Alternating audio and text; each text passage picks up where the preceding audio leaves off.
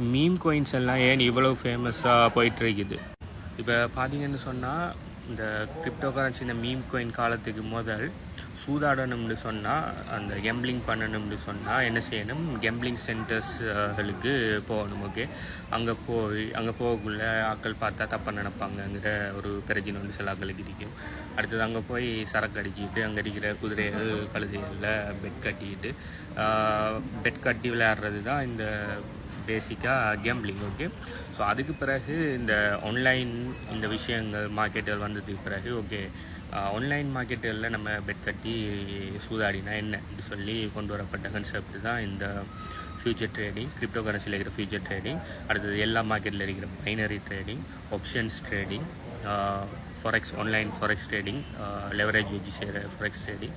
அதாவது ஸ்பாட்டில் ஒரு விஷயத்தை வாங்கி ஸ்பாட்டில் ஒரு விஷயத்தை விற்காமல் ஃப்யூச்சரில் அல்லது மார்ஜினில் மேலே போமா கீழே வருமானு சொல்லி பெட் கட்டுற எல்லாமே கேம்பிளிங் தான். ஸோ இந்த வகையான கேம்பிளிங்கை பார்த்தீங்கன்னு சொன்னால் கடைசி நீங்கள் உங்களோட வீட்டில் இருந்துக்கிட்டு நீங்கள் ஒரு இடத்த போய் மெனக்கட்டு சூதாட போகிறத உங்களோட வீட்டில் இருந்துக்கிட்டே உங்களோட கம்ப்யூட்டரில் சூதாடி கொள்ளலாம். ஸோ அப்படி இருக்கிறதால இந்த சூதாட்டத்தில் டேஸ்ட் கண்ட ஆட்கள் எல்லாருமே பயங்கரமாக மோகம் பிடிச்சி இந்த சூதாட்டங்களை பல காலமாக அந்த ஃபாரெக்ஸ் ட்ரேடிங்கில் இந்த பைனரி ட்ரேடிங்கில் செஞ்சிட்ருக்காங்க. பார்த்தீங்கன்னு சொன்னால் அதில் சூதாடக்குள்ளே அந்த ஃபாரெக்ஸ் மார்க்கெட்டில் பெருசாக 50% 100%லாம் பம்பெல்லாம் இருக்காது. ஓகே, ஏன்டா அது மார்க்கெட் பெரிய மார்க்கெட். ஓகே, உலகம் பூரா இருக்கிற கரன்சியல் நம்மளப்பா வைக்கிற ஃபியட் கரன்சியலில் ட்ரேட் பண்ணுறது பெரிய அளவில் பம்புகள் இருக்காது. அதனால் லெவரேஜ் பண்ணி சூதாடுவாங்க. ஆனால் அதுக்கு பிறகு இந்த கிரிப்டோ கரன்சி வந்த விஷயங்கள், கிரிப்டோ கரன்சிங்கிறது ஒரு லாஸ்ட் ஒரு 10-20 வருஷமாக தான் இருக்குது. அதனால் ஒரு நாளையிலேயே 10, 20, 50, 5 மடங்கு 10 மடங்கு பம்பெல்லாம் கடும் பாசிபிள் கிரிப்டோ கரன்சியில். அப்போ சூதாட்டக்காரர்களுக்கு இது ஒரு நல்ல சான்ஸ் உண்டு. நல்ல பெரிய அளவில் பம்ப் ஆகினா மேலே போண்டு ப்ரெடிக்ட் பண்ணி பெரிய அளவில் பம்ப் ஆகினா நல்ல பெரிய சூதில் நல்ல லாபம் கிடைக்குது. அதனால தான் இப்படியான மீம் கோயின்களில் சூதாடுவாங்கன்னு சொல்லி இந்த சூதாட்டக்காரர்களுக்கு இது ஒரு பெரிய ஒரு கோல்டு மைன் மாதிரி. ஸோ அதனால் அது இன்னொரு அட்வான்டேஜ். இந்த மீம் கோயின் இந்த கிரேஸ் எல்லாம் அப்படி போகிறதுக்கு எல்லாருக்கும் ஒரே நைட்டில் ஒபாமாங்கிற ஆசை. அதனால் மீம் கோயின் ஒன்றில் இன்வெஸ்ட் பண்ணணும். அவங்க 0.00 சும்மா ஒரு $1 போட்டாலே அவங்களுக்கு லட்சக்கணக்கில் கோயின் கிடைக்கிது. அந்த லட்சக்கணக்கில் கோயினும் $1 போன்னு சொல்லி சிலாக்கள் பகல் கணக்கு வந்துக்கிட்டு சிலாக்கள் ட்ரேட் பண்ணுவாங்க.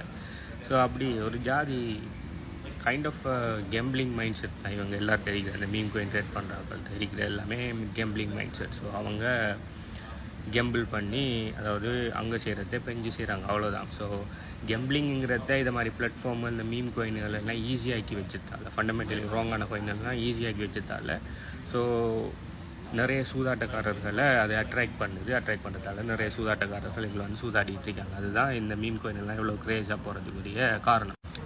இதை சொன்ன உடனே நிறைய சூதாட்டக்காரர்களுக்கு கடுமையாக ஹர்ட் ஆகிருக்கும். கீழே கமெண்டில் வந்து கடுமையாக சண்டைக்கு வருவாங்க.